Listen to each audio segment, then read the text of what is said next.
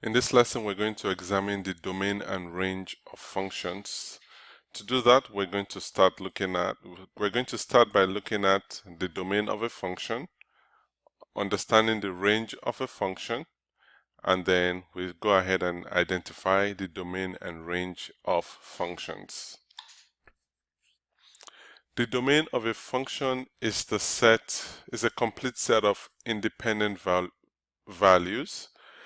These are usually the inputs to a function. So if I have a function that looks like this, if I have a function like this, all the x values are going to be members of the domain. And usually the lowest value is negative infinity and the greatest value is positive infinity.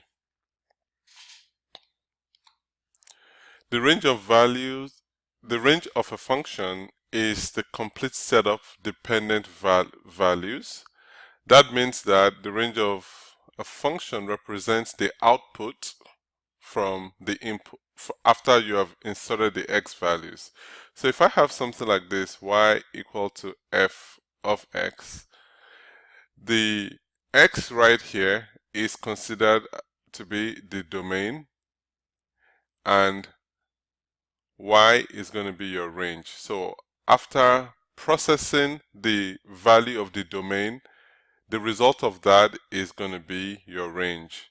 And the maximum and minimum values are negative infinity to positive infinity. So if I have a graph that looks like this, all the y values are going to be where your range will reside. So your range is on the y-axis. Your range is on the y-axis, and then your domain is on the x-axis. This is also known as the independent axis, and this is considered to be the dependent axis. So if I have points A, 1, 3, B, -2, 4, C, -4, -1 as points on a graph, what are the domain and range values for the function? So let's put a table together. We have domain, and then we have range, and then let's put a point over here. So I'm gonna draw something like this. So we have A, B, and C. So A, B, and C. The domain value is 1 here, is the x value. The range is 3. For the point B, the domain value is -2 and the range value is 4. For point C, the domain is -4, the range is -1. So if I want to specify, I can say the domain is a set of values that has 1, -2, -4. Ideally, you would write it from the lowest to the highest, so it's going to be -4, -2, -1. And then your range is the set of values. We have -1, 3, and 4. So now let's look at where you have a graph and you have arrows that go from you have arrows at the end of the line. It means that the line goes, let's say, forever. It goes towards infinity. It goes till infinity. So now let's look at the domain right here. The domain of this function right here is going to be all possible values of x. So all values of x, which we also write as -infinity all the way to positive infinity. So if you look at that, that's this right here.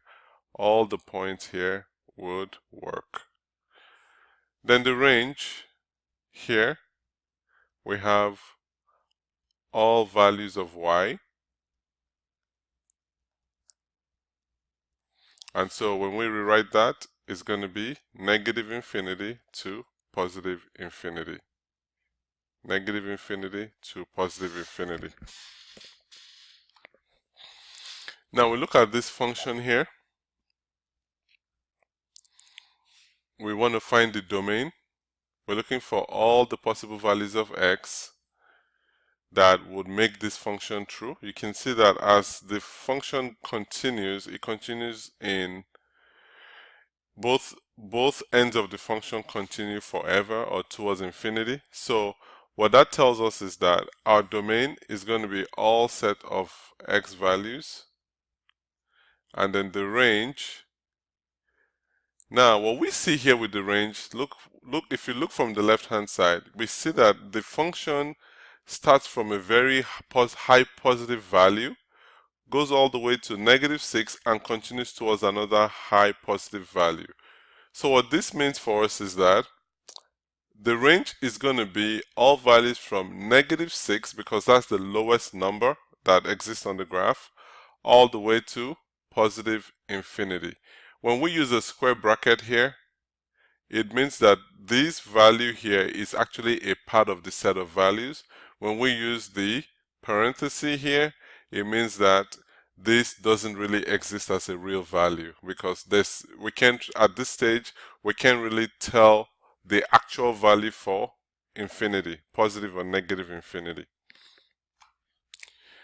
Now when we look at this graph, we're going to look for the domain and the range. We're going to look for all the points where the graph where we can actually have real values for x and values for y.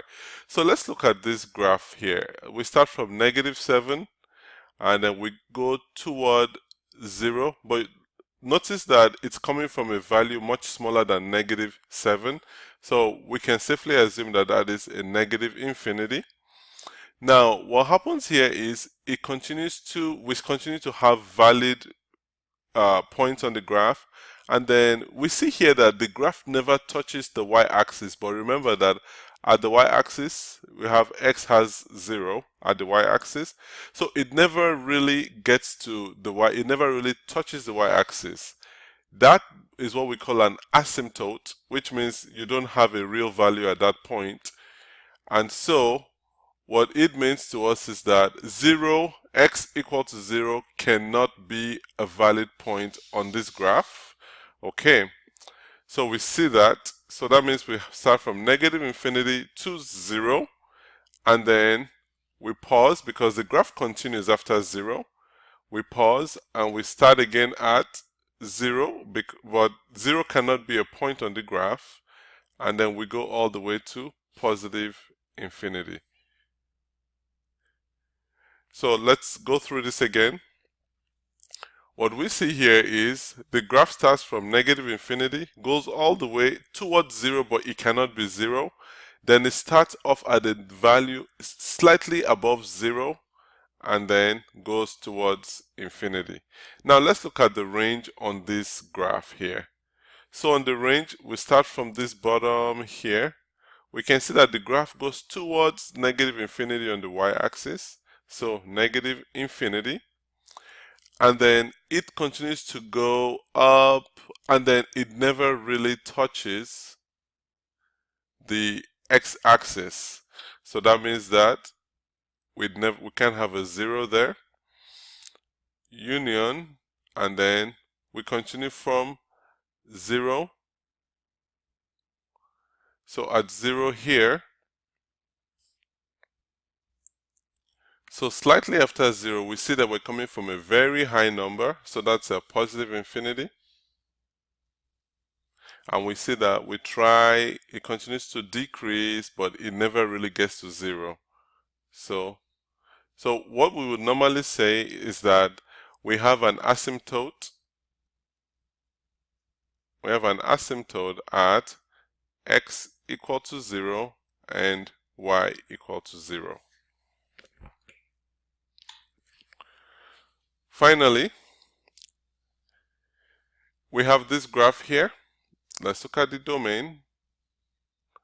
What are all the possible values of x? We can see that we have all values of x from -infinity all the way to positive infinity, because we have every point on the graph so far. And then let's look at the range. For your range, we have, look at it, it touches right at the x-axis. So it goes all the way from 0 to positive infinity, because you don't have any values below the x-axis, so no negative y values. So this is how you determine the domain and range of functions.